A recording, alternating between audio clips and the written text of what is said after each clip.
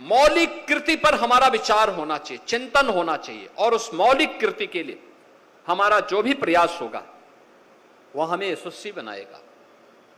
हम महर्षि वाल्मीकि का स्मरण क्यों करते हैं? क्योंकि महर्षि वाल्मीकि ने एक मौलिक कृति रामायण महाकाव्य के रूप में हम सबको दे दिया।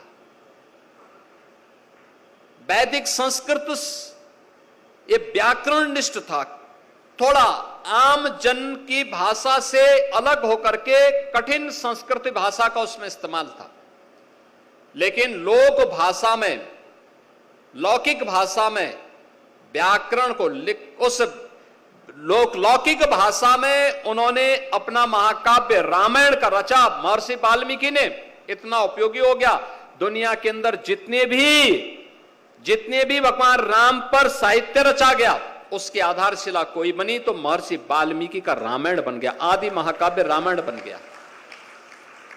तुलसीदास जी क्यों हमेशा के लिए अजरअमर हो गए?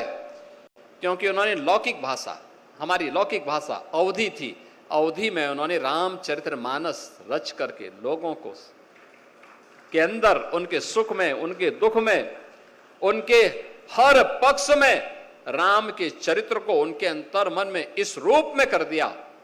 आप देखते होंगे इस पितृपक्ष के साथ ही प्रारंभ हो चुके रामलीलाओं का आयोजन, अगले 2-3 महीनों तक गांव गांव में आयोजन होंगे, गांव के ही कलाकार इसके साथ जुड़ेंगे। सामाजिक सौहार्द का और राष्ट्रीय एकात्मता का इससे अच्छा उदाहरण और दूसरा क्या हो सकता है?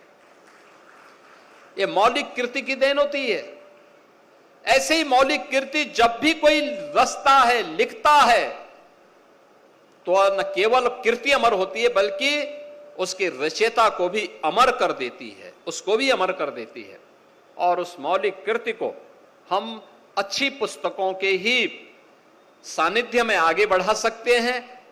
मैं नेशनल बुक ट्रस्ट को इस बात के लिए धन्यवाद दूंगा कि उन्होंने गोमती पुस्तक मेले के इस कार्यक्रम को आदरणीय प्रधानमंत्री जी की प्रेरणा से एक निरंतरता प्रदान की है, लगातार आगे बढ़ा रहे हैं।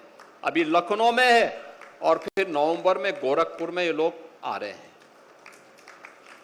गोरखपुर में भी 9 दिनों तक ये कार्यक्रम चलेगा।